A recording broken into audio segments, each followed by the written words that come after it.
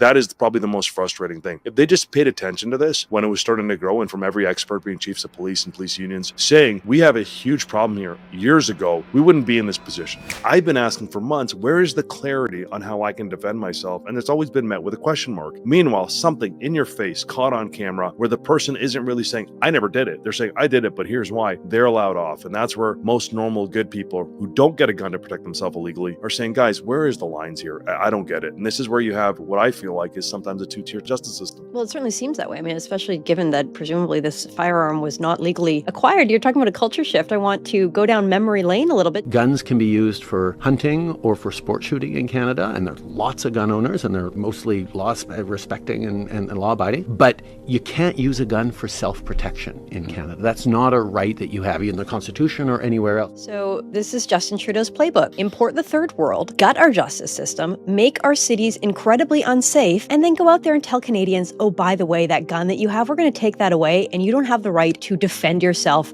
if someone is invading your house, or in this case of this young man in Toronto, was lunging at you with a knife. According to our former prime minister there, you don't have self-defense. I mean, to me, this is like how to destroy a country in 3 easy steps. But I wonder what Justin Trudeau would say about this current case and a young man who presumably came to Canada under Justin Trudeau's watch. He feels like the country he came to is more like Iraq than the Canada that you and I grew up in. Well, they'll be selective about it. Likely he would pivot back to this young man, this 17-year-old who grew up in such a terrible environment, and what are all the things that we could have offered this person so this never happened, which is, look, it's a conversation that should be had. But in this particular case here, this young person who murdered another young person, they had an illegal firearm with one specific purpose and one intent: to protect themselves by the means of a firearm. Now let's take a look at law-abiding firearm owners in the country. They have guns registered, they follow the courses, they get routine background checks on a daily basis with the purpose of other things. They have the guns for hunting, for sport shooting, they're collectibles, so that's what they have it for. And then here you have somebody who got an illegal gun, allegedly, for one specific purpose, and they used it for that purpose, and they were found not guilty of a serious crime, being murder. And this is, again, where you have this two-tiered system of two perspectives. Now, when I'd put up, we'd had a home invasion in my neighborhood a couple days ago, and the victim of it was an elderly male who was ransacked and then had his nose broken, and then his adult son allegedly had tried to intervene and he was choked, and these people had stolen 5 Rolexes from him. And the comments said, well, you shouldn't have had 5 Rolexes. This is the problem. You can never accept not being able to live your life and say, well, if I live my life and I do well in life, I'm going to be victimized by it, and that's just a part of life. You can't accept it. This is on the pathway to countries like,